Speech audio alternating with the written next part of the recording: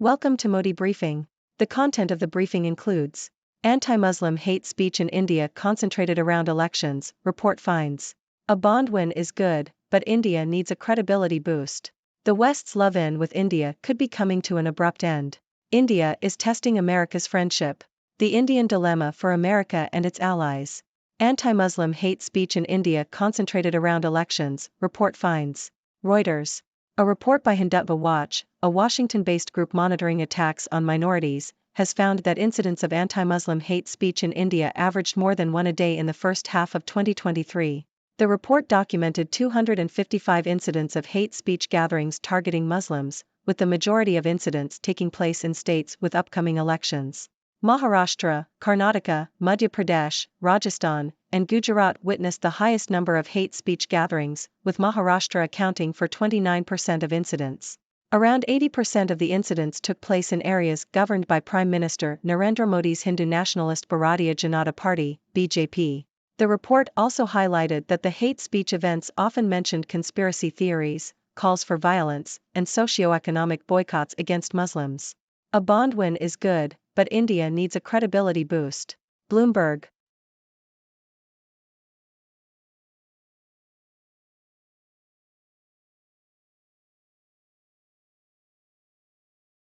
The West's love-in with India could be coming to an abrupt end. Telegraph. Canada and India are currently embroiled in a diplomatic dispute after Canadian Prime Minister Justin Trudeau claimed that India was behind the killing of Sikh activist Hardeep Singh Nijjar in Vancouver in June. The Indian government has dismissed the allegations as absurd and motivated and accused Canada of harboring Sikh extremists. The dispute has the potential to escalate and involve other countries. The US has reportedly shared intelligence with Canada that contributed to Trudeau's allegations against India. Western countries have been courting India in recent months to access its growing economy and counterbalance China's influence in the Indo-Pacific region. However, India's refusal to condemn Russia's invasion of Ukraine and its alleged anti-Muslim chauvinism have caused concern. The dispute with Canada is likely to bring further attention to these issues. The dispute also highlights the ongoing tension between India and the Sikh diaspora, which is concentrated in Canada, the US, the UK, and Australia. The Pro-Khalistan movement, which seeks an independent Sikh homeland, has little support within India but retains support among the diaspora. India is testing America's friendship. Economist. Relations between Canada and India have soured after Canadian Prime Minister Justin Trudeau alleged that India was involved in the killing of a Canadian Sikh activist. The US was seen to have a noncommittal response to Trudeau's allegation, which some in India believe has prompted the Indian government to deny the allegations. However, it has since been revealed that the US provided intelligence to Canada regarding Indian involvement in the killing. The incident has put a dampener on India's relationship with the US, which is based on mutual concern over China rather than shared democratic values, according to the article. The Indian dilemma for America and its allies. Financial Times. The allegations that India may have sponsored the killing of a Sikh leader in Canada should not be ignored, according to an op-ed in the Financial Times. Western governments have been keen to build a strong partnership with India, but if the allegations are true, it will raise questions about the moral implications of this approach. The op-ed argues that the West cannot turn a blind eye to such actions and must hold India accountable to prevent future impunity. The author suggests that due legal process must be followed, and evidence should be released to support the allegations. Unpacking India-Canada tensions amid Trudeau's bombshell allegations. Al Jazeera. The recent investigation by the Canadian government into possible ties between India and the killing of Canadian Sikh leader Hardeep Singh Nijjar has brought validation to the Sikh community in Canada. For years, the community has been working to expose foreign interference from India, and the acknowledgement of this interference by the Canadian government has been seen as a significant step forward. However, there is also frustration within the community that it took an assassination for this acknowledgement to happen. India has forcefully denied Canada's claims and has accused Canada of not doing enough to address Sikh extremism. The ongoing diplomatic row has strained relations between the two countries, with both expelling each other's diplomats and India suspending visa processing for Canadians. The tensions between Canada and India stem from the long-standing Khalistan movement, which advocates for a separate Sikh state in India's Punjab region. The movement has supporters in Canada and has raised concerns about the future of the relationship between the two countries. India, can new law on women lawmakers close gender gap? Deutsche Welle. India's parliament has passed a law reserving one-third of seats for women in the lower house of the assembly and the parliaments of India's 28 states. However, officials have warned that the new rules will not be implemented in time for the national elections scheduled for May 2024. Previous attempts to pass the bill have been stalled since 1996, with lawmakers resisting the change. India ranks 141 out of 187 countries for women's representation in the top legislative body, according to the Interparliamentary Union. India's Canada spat clouds ties with West as Delhi hosts army chiefs. Nikkei Asia. The recent feud between India and Canada over the killing of a Sikh separatist and the revelation that the US shared intelligence with Canada on the matter is causing concerns about the direction of India's relationship with the US and Western allies. The US and India are co-hosting a conference of army chiefs in New Delhi this week, which aims to promote peace and stability in the Indo-Pacific region. India is seen as a crucial counterweight to Chinese influence in the Indo-Pacific and is a member of the Quadrilateral Security Dialogue with the US, Japan, and Australia. However, the recent dispute with Canada has raised concerns about India's ties with Western allies and has the potential to affect the US-India relationship.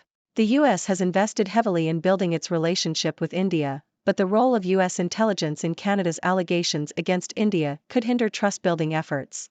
The situation is also causing other countries with Indian diaspora communities, such as Australia, to reassess their approach to India and the Khalistani movement.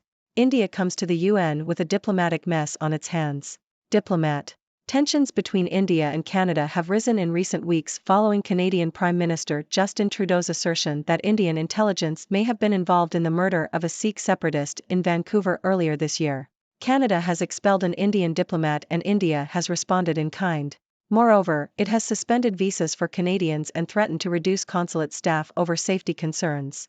The dispute has escalated to the point where it threatens to overshadow India's role at the United Nations, where it seeks a permanent seat on the Security Council. While the US, the UK and Russia have voiced support for India's bid, the UN bureaucracy has blocked expansion and China would be expected to block any such request. However, India's diplomatic influence has grown as its reluctance to condemn Russia over Ukraine has resonated with other developing countries. Moreover, India's ties with the West are seen as crucial for countering China. The US has intensified its concerns about the dispute and urged India to work with Canada on the investigation. In the morning, Parramatta's mayor opened the city's new pool. By dinner, he was gone. The Sydney Morning Herald. Samir Pandey has been removed from his role as mayor of Parramatta, Sydney, after just 18 weeks in the job. The move was prompted by a party dispute and resulted in the election of Pierre Esper as the city's third mayor in 5 months. The vote split the local Labour councillors, with a 4-3 vote against nominating Pandey for re-election. India considering $7.2 billion housing loan interest subsidy scheme. Government sources. Reuters. India is considering a plan to spend $7.2 billion to provide subsidized loans for small urban housing over the next 5 years. The scheme, announced by Prime Minister Narendra Modi in August, aims to offer an annual interest subsidy of between 3 to 6.5% on loans of up to 0.9 million rupees, $10,830. The loans, which must be for a tenure of 20 years or less, could benefit up to 2.5 million loan applicants in low-income groups in urban areas. The scheme is expected to be rolled out by banks in the coming months. 1 year later, Italy's Meloni moves toward the middle. Deutsche Welle. Italian Prime Minister Giorgia Meloni has seen her approval ratings climb since taking office a year ago, with 53% of Italians expressing satisfaction with her performance in August. The leader of the right-wing Brothers of Italy party has taken a tough stance on family policy, advocating for a traditional family consisting of a father, mother, and children, and implementing policies that increase social benefits for young families while curbing the parental rights of same-sex couples. Meloni has also sought to tackle issues of juvenile delinquency, truancy and parental neglect. Despite her right-wing stance, Meloni has maintained a moderate approach at the European level, seeking out friends and allies and building a rapport with European Commission President Ursula von der Leyen. She has also called for greater focus on North Africa to stem migration, and has expressed support for Ukraine in its conflict with Russia. Meloni plans to govern for the full 5 years, unlike many of her predecessors who stepped down prematurely in the face of government crises. Italy's Giorgia Meloni, not so radical after all? Deutsche Welle. Italian Prime Minister Giorgia Meloni has managed to maintain her own conservative ideals while governing with a right-wing coalition in Italy. Meloni, the leader of the Brothers of Italy party, has focused on shaping domestic policy according to conservative family ideals while continuing with the economic policies of her predecessor, Mario Draghi. At the European level, Meloni has been more moderate, seeking out friends and allies globally, and avoiding acerbic criticism of the EU. Meloni's approval ratings are at an all-time high and she enjoys good relationships with European Commission President Ursula von der Leyen and German Chancellor Olaf Scholz. Meloni's arch-conservative course on family policy has sparked debate and occasional demonstrations, as she believes a family should consist only of a father, mother, and children. She has sought to restrict the rights of same-sex couples and take tougher action against juvenile delinquency and parental neglect. Meloni has also expressed unconditional support for Ukraine in its war with Russia. Trudeau's India crisis shows he has lost control of Canada's spies. Al Jazeera. Rogue Canadian spies are effectively dictating the nation's foreign policy, claims Scott Taylor in Al Jazeera. Taylor asserts that Trudeau and his advisors are being forced to act at the mercy of a few leak-happy members of the country's unaccountable security services, who have lost control over the cabinet. In particular, Taylor points to the apparent targeting of India as a new campaign of the rogue spies. The spies allegedly tipped off a Globe and Mail correspondent, who was preparing a story about the assassination of Canadian Sikh separatist Hardeep Singh Nijjar in Canada, to delay publication. The Globe refused and published the story, just before Trudeau was due to make a statement on the matter. Taylor concludes that the leak demonstrates that spies are effectively directing Trudeau's foreign policy. How India became the world leader in internet blackouts. The Guardian. India has cut off internet access 84 times in 2022, affecting over 120 million people, according to Access Now, a non-profit organization that tracks state-imposed blackouts. The country has shut down the internet more times than any other nation for the past 5 years. In Manipur, the blocking of the internet since May 2022 caused an almost 90% drop in views to Brian Akoijam's YouTube channel, leading to the closure of his entertainment company. The ban also created an information blackout about an outbreak of ethnic violence in the state between the majority Métis and minority Kukis, which led to the spread of misinformation and a cover-up of some of the worst abuses committed in the violence. The economic impact has also been significant, with the shutdown costing the state of Manipur $6 million and the country $4 billion, according to the Internet Freedom Society.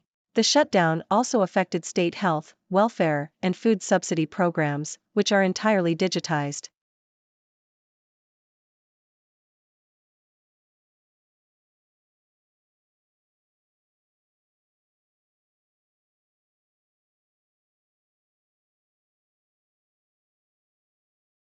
Thank you for tuning in.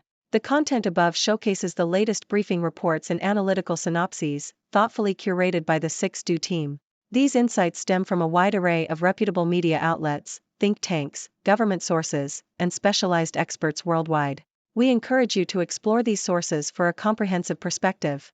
Keep in mind that while the content may not always align with the official standpoint of 6Do Brief, it's not meant to be taken as absolute directives for decision-making. Comprising seasoned media professionals, learned scholars, and accomplished scientists, the 6Do team embodies a trailblazing, fully independent media entity. To customize 6Do Brief to meet your professional needs, you have the option to subscribe to a diverse array of briefings on our website, 6dobrief.com. Regardless of your location, you can conveniently receive 6Do Brief via email.